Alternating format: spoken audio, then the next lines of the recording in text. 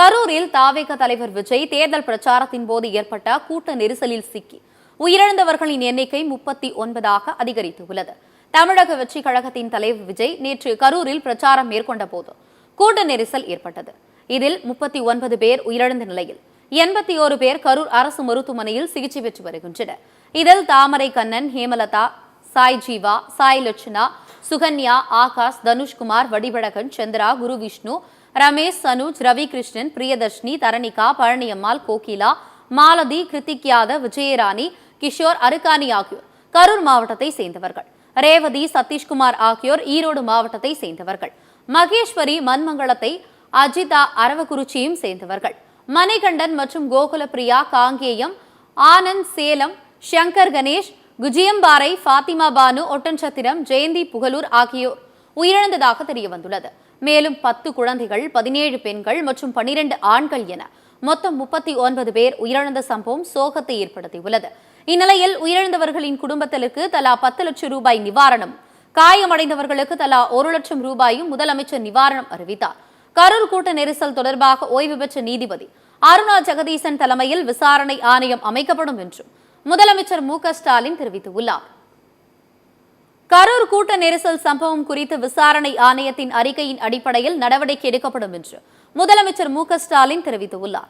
கரூர் கூட்ட நெரிசலில் சிக்கி உயிரிழந்தவர்களின் உடல்களுக்கு முதலமைச்சர் மு.க.ஸ்டாலின் நேரில் சென்று அஞ்சலி செலுத்தி பாதிக்கப்பட்ட குடும்பத்தினருக்கு ஆறுதல் கூறினார். பின்னர் கரூர் அரசு மருத்துவமனையில் சிகிச்சை பெற்று வருபவர்களை சந்தித்து அவர்களுக்கு ஆறுதல் கூறினார். பின்னர் மருத்துவ குழுவினருடன் முதலமைச்சர் ஆலோசனை நடத்தி சிறப்பான முறையில் சிகிச்சை அளிக்க வேண்டும் என்று உத்தரவிட்டார்.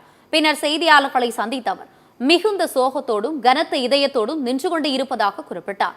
உடனடியாக அதிகாரிகளை மருத்துவமனைக்கு அனுப்பி வைத்து நடவடிக்கை எடுக்க உத்தரவிட்டேன் என்று கூறினார். இந்த விவகாரத்தில் அரசியல் செய்ய விரும்பவில்லை என்று கூறிய முதலமைச்சர் மு.க.ஸ்டாலின் விசாரணை ஆணையத்தின் அறிக்கையின் அடிப்படையில் உரிய நடவடிக்கை எடுக்கப்படும் என்று தெரிவித்தார்.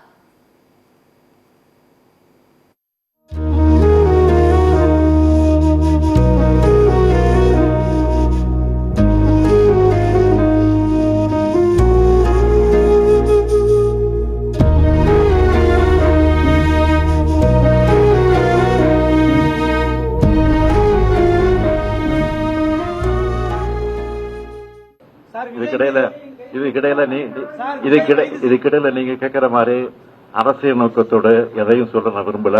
திருப்பி தான் சொல்ல போறேன். ஆனா ஆணையம் அதுக்காக அமைச்சிருக்கிறோம். அந்த ஆணையத்தின் மூலமாக உண்மை வெளிவரும். அந்த உண்மை வெளிவருகிறவர் நிச்சயமாக உரிய நடவடிக்கை எடுக்கப்படும். விஜய் கைது செய்யப்படுவாரா சார்? ஆணையம் சொல்லுகிற அந்த அறிக்கையின் அடிப்படையில் உரிய நடவடிக்கை எடுக்கப்படும். யாரு கைது செய்யப்படுவார், யாரு கைது செய்ய மாட்டார், நீங்கள் கேட்கிற எந்த இடத்தோடு கேட்கிறீங்களோ அதுக்கெல்லாம் நான் உட்படுவதற்கு தயாராக இல்லை. கரூரில் விஜய் பிரச்சாரத்திற்கு வர தாமதம் ஏற்பட்டதால் கூட்ட நெரிசல் ஏற்பட்டுள்ளது என்று தமிழக பொறுப்பு டிஜிபி வெங்கட்ராமன் விளக்கம் அளித்துள்ளார். தாவேக சார்பில் கரூர் லைட் ஹவுஸ் டவுன்டானா அல்லது உழவர் சந்தை திடலில் பரப்புரை கூட்டம் நடத்த அனுமதி கேட்டிருந்தனர்.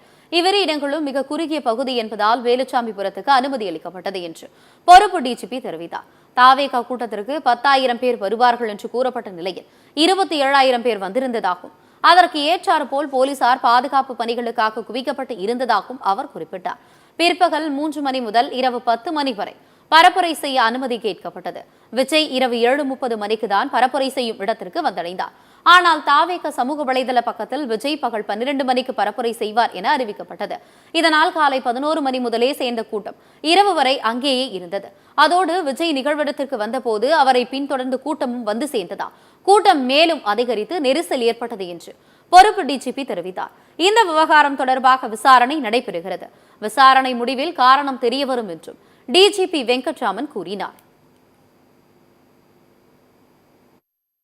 இதுல பர்மிஷன் கேட்டது காலையில 3 மதியம் 3 10 மணி வரைக்கும் தான் பர்மிஷன் அந்த இடத்துக்கு கேட்டிருந்தது. ட்விட்டர்ல அவங்க ஹெட் குவார்டர்ஸ் ட்விட்டர்ல 12 மணிக்கு வருவாருன்னு போட்டிருந்தாங்க. 11 மணிலேருந்து உங்களுக்கு கூட்டம் வர ஆரம்பிச்சிருது. கடைசியா இவர் வரும்போது 7:40. ஆமா, தமிழ் வெற்றி கழகம் தான். என்ன கடைசியா இவங்க வரும்போது 7:40 ஆயிடுது. அதனால காலையில 11-12 சேர்ந்த கூட்டம் அங்கேயே இருந்தது. அவங்களுக்கு போதுமான அளவு தண்ணி, சாப்பாடு இதெல்லாம் இருக்காது இந்த வெயில் நிலைமையில. அது ஒரு முக்கியமான பாயிண்ட். இதுல யாரையும் குறை சொல்றதுங்கிறத விட ஃபேக்ட் நம்ம சொல்ல வர்றது எல்லாமே ஒரு factual position. Twitter handle 12 o'clock வராங்கிறதுனால மக்கள் வந்துகிட்டே இருந்தாங்க. ரெண்டாவது பாயிண்ட் நீங்க பார்க்கணும் என்னன்னா, அவர் வரும்போது வரவேற்பு ஒரு இடத்துல நடக்குது, அங்கேருந்தே கூட்டம் பின்னாடியே வருது. அங்கேருந்து கூட்டம் வரும்போதே ஊருக்குள்ள ரொம்ப கஷ்டப்பட்டு போலீஸ் தான் அழிச்சு கொண்டு வர்றாரு. அது அவரே திரு விஜய் அவர்களே உங்களுக்கு ஆரம்பத்தில் சொல்றாரு, போலீஸ்காரர்கள் சிறப்பாக செய்தாரு, நாங்க வந்தோம்னு. அதனால கூடவே அந்த வர கூட்டம் இருக்கு பாருங்க, அதுவும் நிறைய சேர்ந்துகிட்டே வருது.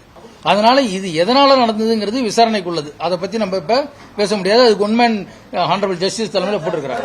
கரூர் சம்பவம் குறித்து இரங்கல் தெரிவித்துள்ள தாவேக தலைவர் விஜய் தாங்க முடியாத வேதனையிலும் துயரத்திலும் உழண்டு கொண்டிருப்பதாக கூறியுள்ளார்.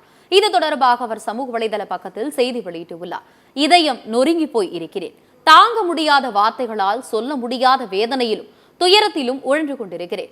கரூரில் உயிரிழந்த எனது அருமை சகோதர சகோதரிகளின் குடும்பங்களுக்கு என் ஆழ்ந்த அனுதாபங்களையும் இரங்கலையும் தெரிவித்துக் கொள்கிறேன். மருத்துவமனையில் சிகிச்சை பெறுவோர் விரைவில் குணமடைய பிரார்த்திக்கிறேன் என்று விஜய் தெரிவித்துள்ளார். கரூர் கூட்ட நெரிசல் சம்பவம் தொடர்பாக தாவேக நிர்வாகி மீது வழக்கு பதிவு செய்யப்பட்டுள்ளது.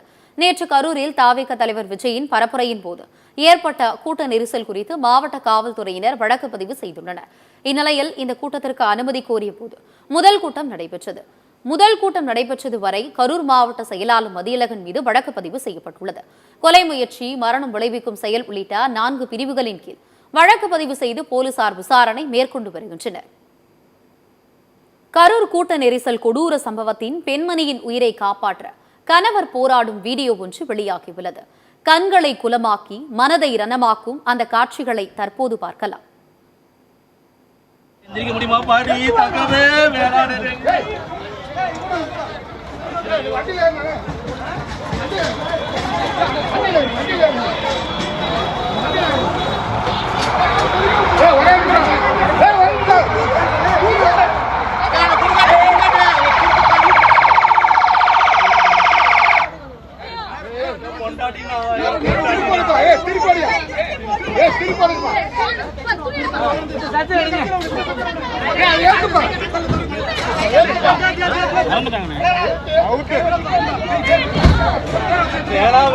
வேடிக்கை பார்க்க போயிட்டாளுகளே.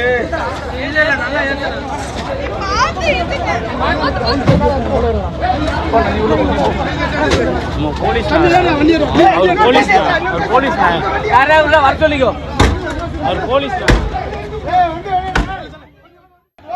எந்திரிக்க முடியுமா பாடி தக்கவே வேளாண்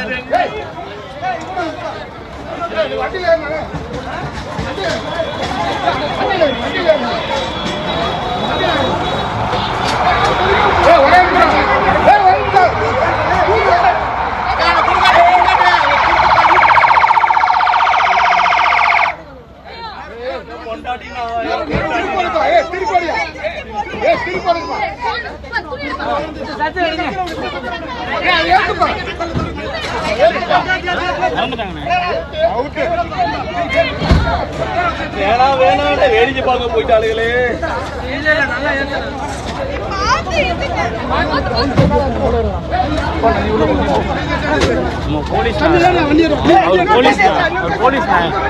வர சொல்லிக்கோ, அவர் போலீஸ்